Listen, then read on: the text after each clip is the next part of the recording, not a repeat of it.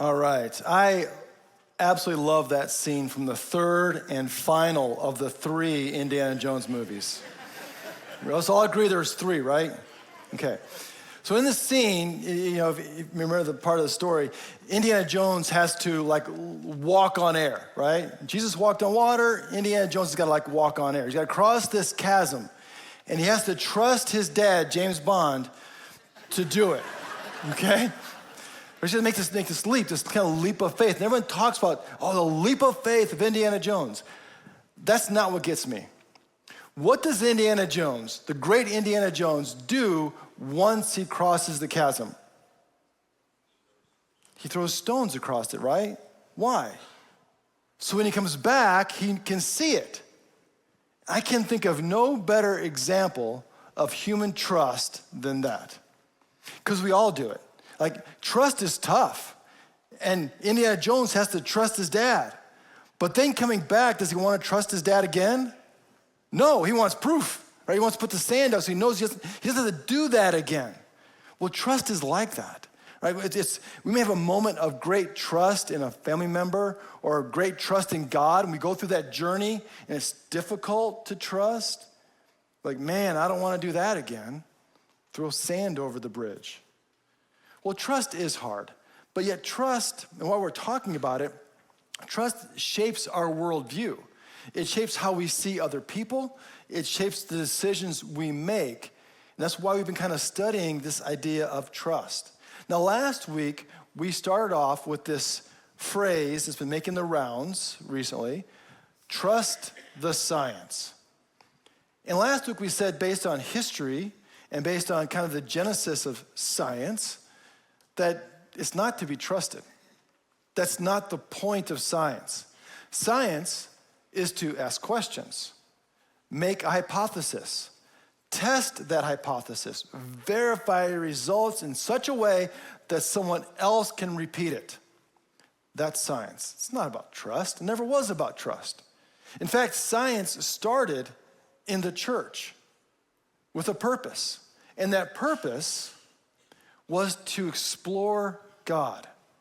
If God made everything, if we study everything, then we can see the fingerprints of God and maybe learn a bit more about who this God is. That's what science's original purpose was, to explore, to see the God who makes things big and small, precise and purposeful, organized yet flexible and beautiful. Who is the God who creates like this? Psalm 19 puts it this way: the heavens are telling the glory of God, and the firmament proclaims his handiwork. Day to day pours forth speech, and night to night declares knowledge. There is no speech, there are no words, their voice is not heard. Yet their voice goes out through all the earth, and their words to the end of the world. So we get to see this laboratory we call the universe and study and learn about the God who made this, to see his fingerprints. Albert Einstein, right? He's a relatively smart guy. Yeah, theory of relativity, yeah. So he said this. He said, every scientist becomes convinced that the laws of nature manifest the existence of a spirit vastly superior to that of men. He goes on, I want to know how God created this world. I want to know his thoughts. That's Einstein, a scientist. That's what I'm after. I want to know the God who made this stuff. Another crazy smart guy named Paul, writing to the church in Rome 2,000 years ago, he said this: ever since the creation of the world, God's eternal power and divine nature, invisible though they are, have been understood and seen through the things he has made. Paul says, look, the stuff that we can't see about God, who God is, his nature, who he is revealed in the things he has made because he made them. In the seen, we can see the unseen, is what Paul says. But for a lot of folks, that leap between the seen and the unseen is a great chasm like the one Indiana Jones faced in the little clip today. It's hard to go from what is seen to the unseen. And today, more than ever, I think it's hard for people to trust. I think there's a lot of reason in our world today for doubt, for skepticism. People are looking for what they can trust in, or better, who they can trust in. Maybe that's you today. That's kind of what we're after. How are we going to bridge this chasm of trust in a world that sees nothing but untrustworthiness around them? And I think it starts with us being trustworthy, or finding people in our lives that we can say, yeah, that's a trustworthy person. I'm gonna get to know them. I wanna hear what they have to say. But to go looking for trust and for connections. Connections. That means listening to each other, getting to know each other, finding places of trust. Paul did that. We mentioned Paul a minute ago in the book of Romans, but Paul wrote most of the New Testament. And in fact, he took the story of Jesus from Israel to Syria, what's modern day Syria, Turkey, Asia Minor, Greece, Italy, some say as far as Spain. He had a lot of experience talking with folks and sharing the story of Jesus. But that wasn't always the case. Before Paul met Jesus on the road to Damascus, he was a very staunch Pharisee, which was kind of the conservative group of the Pharisees that really adhered to the law of Moses. It was like, and everyone else should too, right? And to the point where Paul wanted to stamp out Christianity. He arrested Christians, he chased them from town to town, even approved of them being executed. That's who Paul was. But then he meets Jesus, and everything in Paul's world changes. Everything. How he sees God, how he sees himself. And he goes from someone who demanded compliance, right? He forced compliance. If you don't obey the law, we're gonna kill you, right? He's forcing compliance. He went from that kind of guy to someone who said, I need to get them to trust me. I need to build some relationships with them, talk to them, and build trust. That's much stronger than sheer compliance, yeah? So here's a story about Paul doing just that. Paul had been traveling through Asia Minor, ran into some problems, and ends up in Athens, which was kind of the center of Greek philosophy and so forth. So in Acts 17, it says this: while Paul was waiting for his compatriots in Athens, he was deeply distressed to see the city was full of idols. So he argued in the synagogue with the Jews and devout persons, and also in the marketplace every day with those who happened to be there. So this is a big deal for Paul. Remember, he's a Pharisee, or was a Pharisee. I think he still was in some ways. But he sees all these idols in Athens. And that was a big deal for Pharisees, because one of the central reasons that the Jews were deported to Babylon and the first temple was destroyed by the Babylonian armies, why that happened was because of idolatry. And so they were like, idolatry is really, really bad. We just can't put up with idolatry. So you can see why he would have been distressed. But he's not distressed for himself this time. He's not even distressed, in my opinion, for God. Because look, who made the stone that the idols are made out of? God did. Do you think these idols threaten God? No. So he's not distressed for God. I think he's distressed for the people there in Athens. You can say that he cares about them. To quote Brad, he took notice and took interest. So he meets with them, talks with them, gets to know them. So much so that they begin to ask questions like who is this Paul guy? Like, what is he talking about? Resurrection? Someone come back from the dead? Like, what is all that about? And so they invite him to a place called the Areopagus in Athens. And the Areopagus used to be a court. At this period in time, it's more of like a place that people would gather to have religious or moral or philosophical debates. And it was this kind of cool place. It's on a hill. You can go there today if you want. It's called Mars Hill. The Areopagus stood in the shadow of the Parthenon, the Acropolis. So you can imagine Paul being in the Areopagus and all those idols, all the big ones, fancy ones, are all in the background. So they invite him there. And what's he going to say to them? How's he going to start his message to these folks? Verse 22 at Acts 17. Then Paul stood in front of the Areopagus and said, Athenians, I see how extremely religious you are in every way.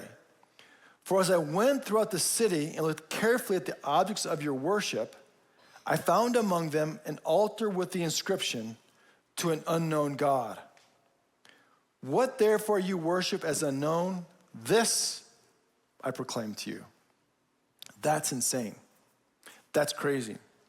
A Pharisee, a Jewish Pharisee, now Christian, walks up to an idol and says, I see you're religious. Let me tell you about what you don't know. What he cares about is the fact that they're seeking. He doesn't see the idol, he sees the inscription, to an unknown God. And he sees that they're looking for something, they're trying to find.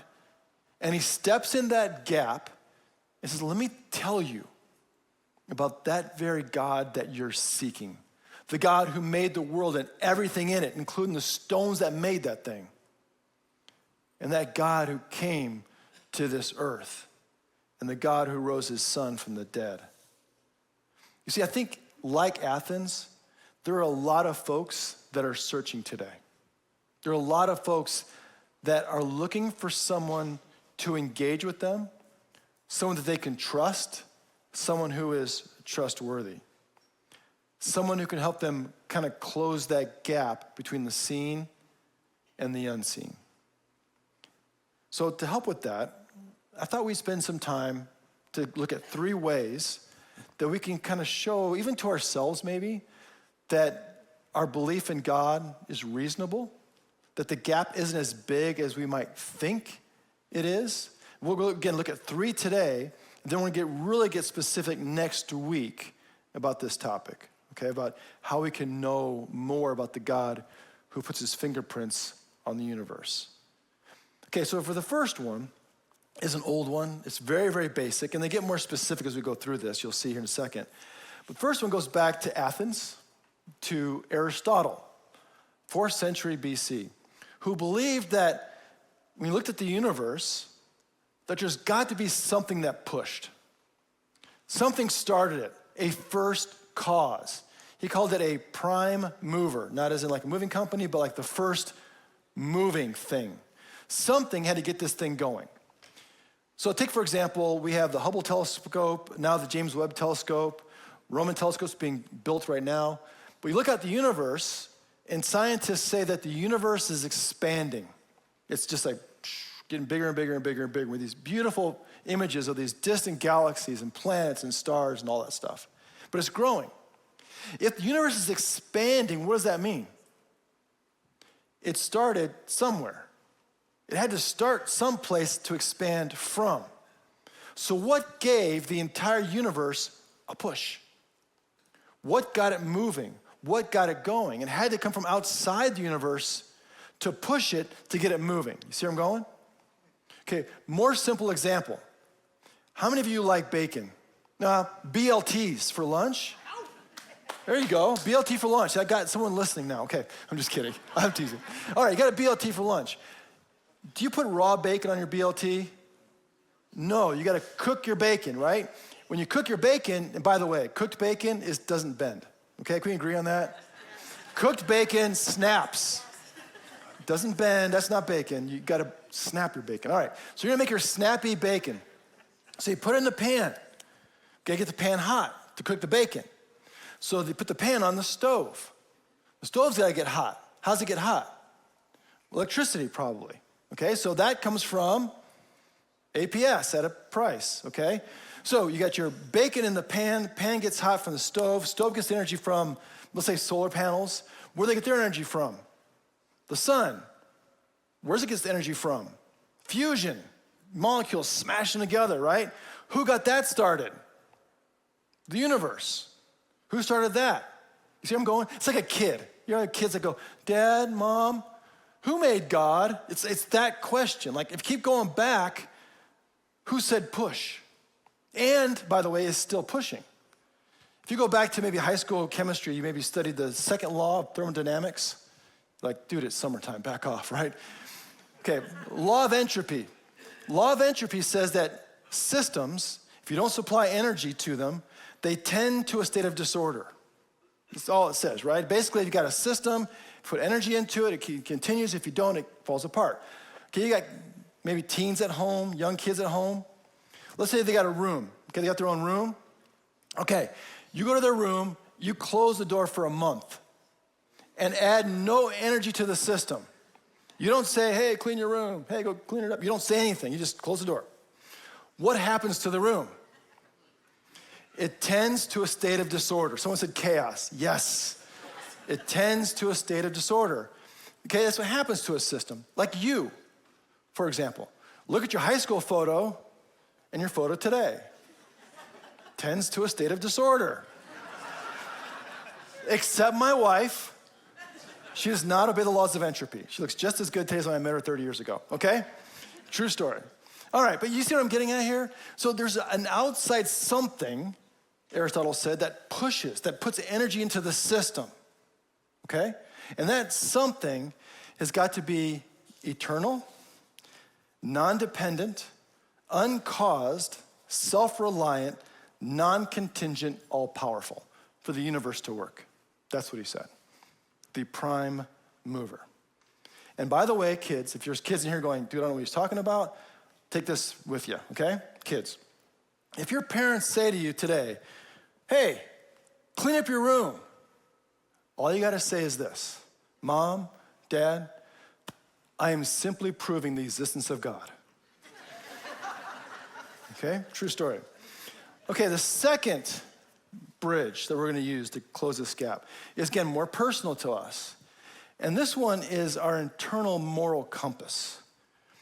It can be generally argued that in our world, there are certain universal laws that are part of our consciousness, our conscience, right and wrong. There are things that we say truth universally throughout history is better than lying. Kindness is better than violence. Justice is better than truth. Love is better than hate. And I'm not saying that we always follow these internal rules, these internal laws inside of us. We don't. In fact, the fact that we don't follow them kind of proves they exist. A great example of this I see a lot on social media. I don't do a lot of social media, but when I see this, you know, you don't get my back up really quickly, it's this. You ever see a video of someone who's suffering? They're hurting, they're stuck, they're in a fight, there's something bad's going on. There's a crowd. What's the crowd doing?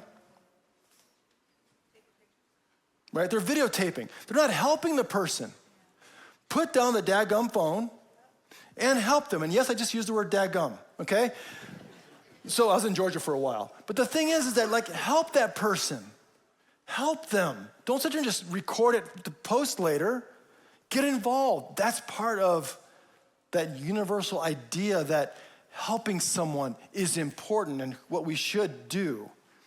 But yet, we still sometimes don't do it. C.S. Lewis, he wrote The Lion, the Witch, and the Wardrobe, and many other books. Was an atheist, didn't believe in God until he was in his 30s.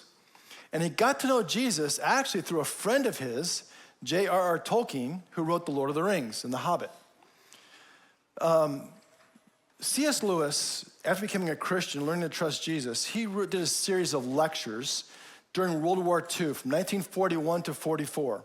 In these lectures, he talks about how he became a Christian, how he closed that gap of trust, and how he crossed it. And those lectures then got recorded in a book called Mere Christianity that you can buy today for like $3 on Amazon. Great book. I recommend you read it. But in this, he talks about how this idea of a moral compass, of a universal law of morality, how that actually helped him make that leap.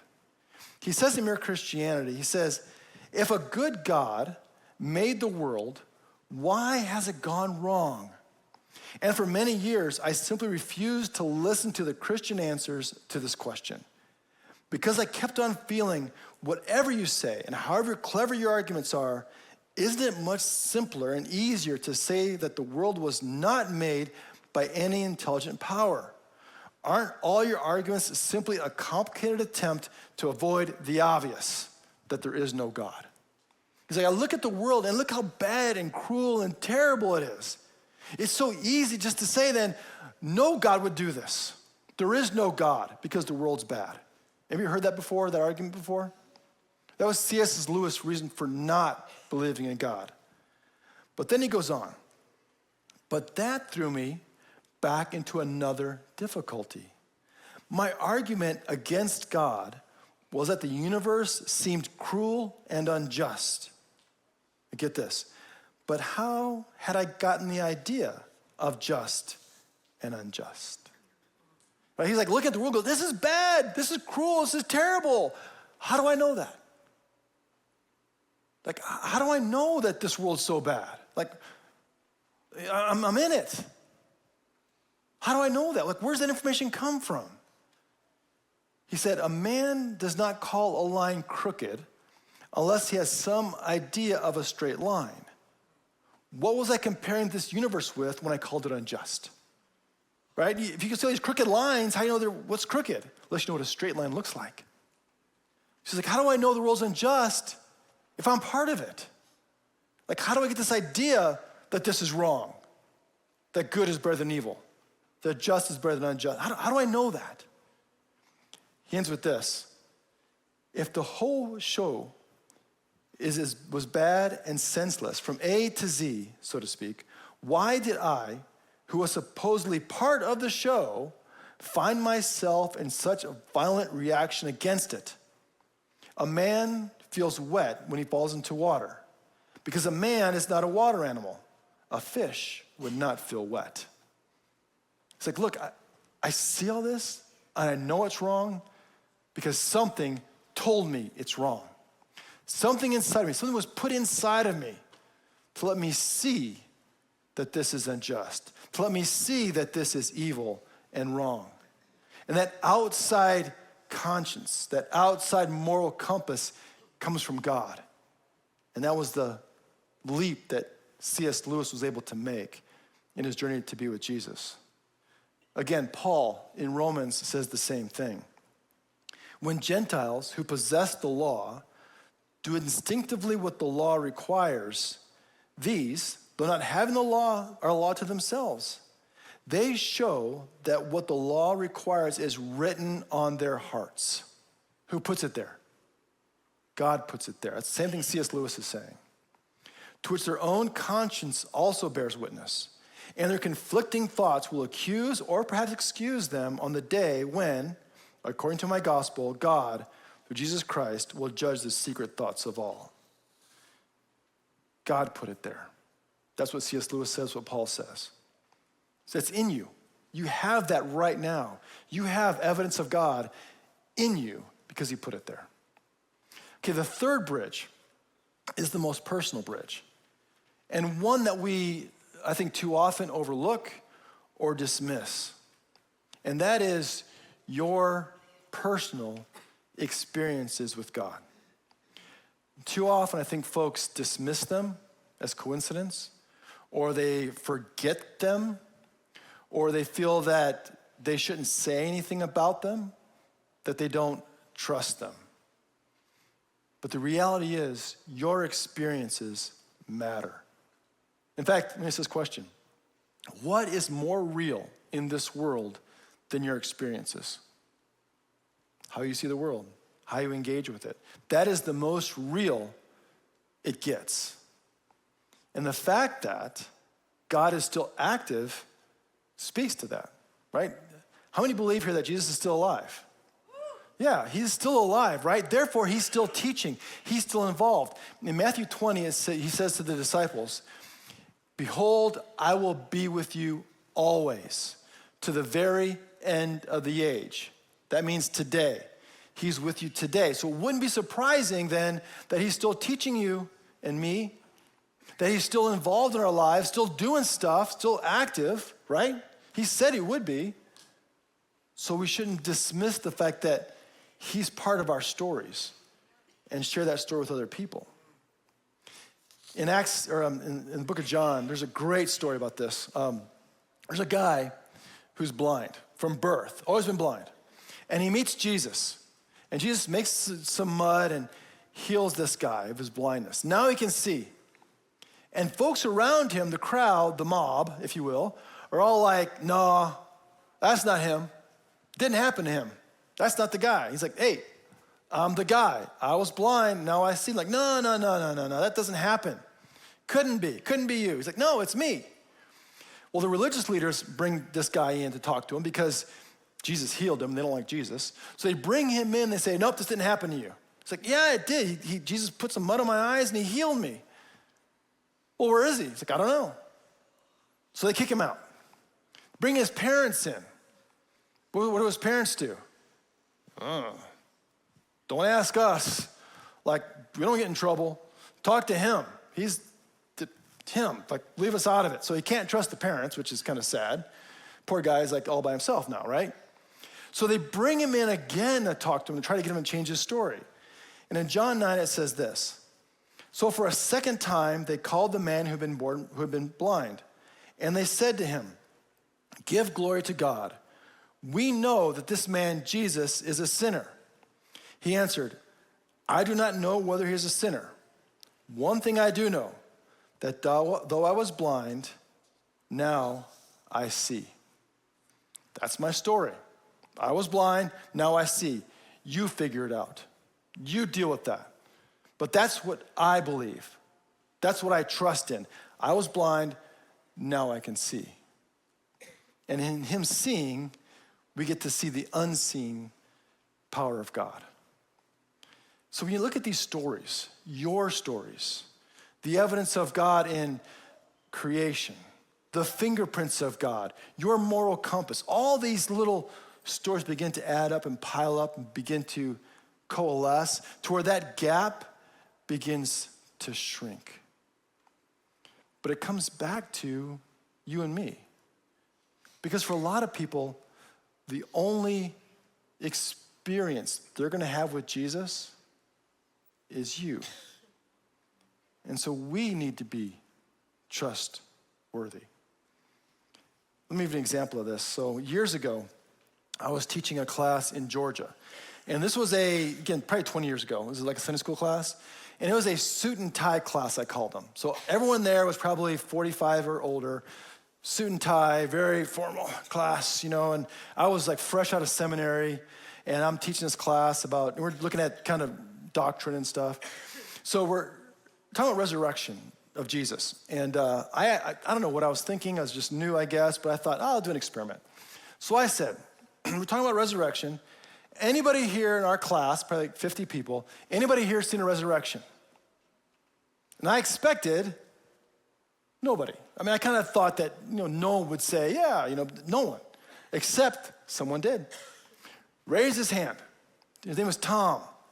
Now, Tom was an awesome guy, probably in his mid-50s, established CPA, CEO kind of guy. Everyone loved him, church elder. This was like solid guy, great guy. Loved Tom. Raised his hand. And I'm like, okay, I'm going to play with this a little bit, experiment a little bit. So I said, Tom, are you telling me you saw resurrection? He's like, yeah, this kid had died and he came back to life in the hospital. He was dead and brought back. I'm like, I'm sorry, Tom, I don't believe you. I don't. I've never seen something like that. I don't know if I can believe you. And Tom, who was always calm Tom, never got angry Tom, like Tom that was like steady Tom, you saw red going like this up his face. He's like, I did see that. He's getting angry. Like, I'm like, oh, but so I thought I'm gonna keep going with this. And everyone else, by the way, in the room is like getting antsy. They're all like, oh gosh, this is awkward, that kind of thing. I'm like, Tom, I'm sorry. It's not part of my experience. I don't see it. And everyone's kind of getting antsy. I'm like, look, So hold on a second. Everybody else. Has anybody else here in this room seen a resurrection? Nobody. I'm like, see, Tom? No one else has seen this. And by now, it's really awkward, right? Really, he's kind of really red. It's like, I've seen this. So then I said this. How many of you who have not experienced resurrection in your lives, how many of you believe that Tom has? Every single hand went up. Why? It wasn't part of their experience. Because they believed Tom. They trusted Tom. They trusted Tom based on one thing: who he was, how he lived his life, his integrity. All of that together said, yep, I trust Tom. I may not have seen it, but man, I trust him. Are we those kind of people? Are we the kind of people that are trustworthy, that people can come to and ask questions and will listen and help them, who live lives of integrity and honesty and trust? Because we too can be evidences of God if we're trustworthy. If we trust God and are willing to listen to others, we too be part of God's story. Because get this, God trusts us, you and me. The God of the universe trusts you and me to tell his story. Let's pray together. Lord Jesus, you who created all things and give all things life, who continue to live in our world, in your world, and be with us. It is unbelievable sometimes to know that you trust us with your story. You trust us to tell of your life, to tell of your good news. So may we be trustworthy disciples, trustworthy people who live lives of integrity and honesty and trustworthiness so that we can share your story, this amazing, beautiful story of your creation and your ongoing involvement in this world. We thank you. Pray in Jesus' name.